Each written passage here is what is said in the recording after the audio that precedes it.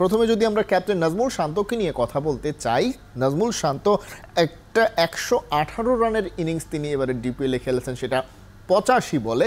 অর্থাৎ যদি তিনি আবাহনীর ক্রিকেটার, তার হয়তো বা সেরকম মারকুটে ব্যাটিংটা না করলেও চলে, কারণ তার ব্যাটিং যে পারফরমেন্স, ব্যাটিংয়ের যে লাইনটা তাদের রয়েছে সেখানে অনেক পারফর্মার রয়েছেন। মাহফুজ আলমের কাছে প্রথমে জানতে চাইব যে নাজমুল শান্ত আসলে টি-20 দলের নেতৃত্বটা এক সাইডে রেখে অ্যাজ এ পারফর্মার নাজমুল শান্ত আসলে সামনের টি-20 ওয়ার্ল্ড কাপটার জন্য কতটা প্রস্তুত মনে হচ্ছে এখন পর্যন্ত? রাইট, সো এটা মানে আপনি আসলে আমরা দেখেন মানে টি-20 ওয়ার্ল্ড কাপের আগে ডিপিএল দিকে আমরা আসলে তাকাচ্ছি যে আমাদের যারা পারফর্মার তারা হয়তো এখান থেকে অনেক কিছু সেরে নেবেন বা এখান থেকে অনেক কিছুই তারা ডান করে রাখবেন।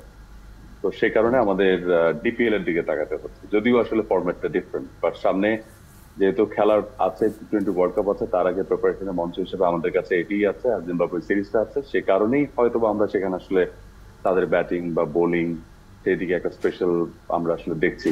আপনি যদি ওভারঅল ডিপিএল এর মানে আমাদের যারা ন্যাশনাল টিমের খেলোয়াড় তাদের পারফরমেন্স চিন্তা করেন, তাহলে মানে আমরা আসলে চেষ্টা করেছিলাম দেখতে যে যারা ন্যাশনাল টিমের লাইন আপে মোটামুটি ভাবে নিশ্চিত তারা আসলে ম্যাচগুলোকে কিভাবে নিচ্ছেন, তারা সেখানে নিজেদের পারফরমেন্স গুলোতে কোন জায়গাটাতে ফোকাস করছেন। সো একটা বিষয় খুব স্পষ্ট ভাবে সামনে এসছে যে তাওহিদ হৃদয় তিনি তার কাজের কাজটুকু আসলে এখানে ছেড়ে রেখেছেন, অ্যালং উইথ নাজমুল হোসেন শান্ত, তার কথা বলবো। Towhid Hridoy 164 strike rate maintain করেছেন সোফার, এবং এই ডিপিএল এ হাইয়েস্ট স্ট্রাইক রেট যারা অ্যাটলিস্ট মিনিমাম 50 রান করেছেন বা 17 রানের উপরে করেছেন। তারপরে নাজমুল শান্ত 125 strike rate, which is really good.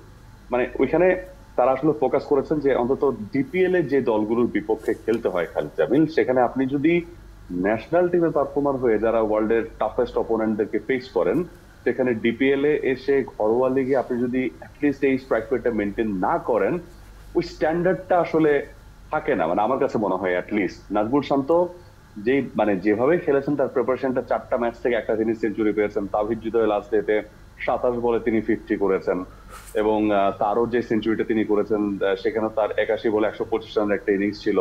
Overall 164 strike rate maintain করা, এই জায়গাটা মানে তারা যেহেতু পারফর্মার, ওরা ওই জায়গাটাতেই ফোকাস রাখার কথা, সেই জায়গাটা তারা আসলে শেষ করছেন। লোয়ার অর্ডারে আমি কিছুটা বিস্মিত হয়েছে মাহমুদুল্লাহ রিয়াদ এবং সেই জায়গাতে হচ্ছে জাকির আলী অনিক, তারা রান পেয়েছেন বাট 84 and 85 স্ট্রাইক রেটে তারা ফিনিশ করেছেন। But I expected a bit better, অন্তত অ্যারাউন্ড 100 স্ট্রাইক রেট তারা অন্তত ক্যারি করবেন। তানজিদ তামিম কিছুটা অবাক করেছে, 100 স্ট্রাইক রেট আছে but there is no 50। So Tanzid তামিমের কাছ থেকে 48 সম্ভবত হাইয়েস্ট এই সিজনে, এখন মানে কোন 100 স্ট্রাইক রেট ছিল কিন্তু কোনো 50 করতে পারেনি। তো ওই জায়গাটাতে কিছু আসলে আক্ষেপ রয়ে গেছে। লিটন 48 স্ট্রাইক রেট, মানে 125টা বল তিনি খেলেছেন টোটাল, বাট স্কোর 61। সম্ভবত তিনি বল মিডলিং করাতে সবচেয়ে বেশি একটু ফোকাস ছিলেন।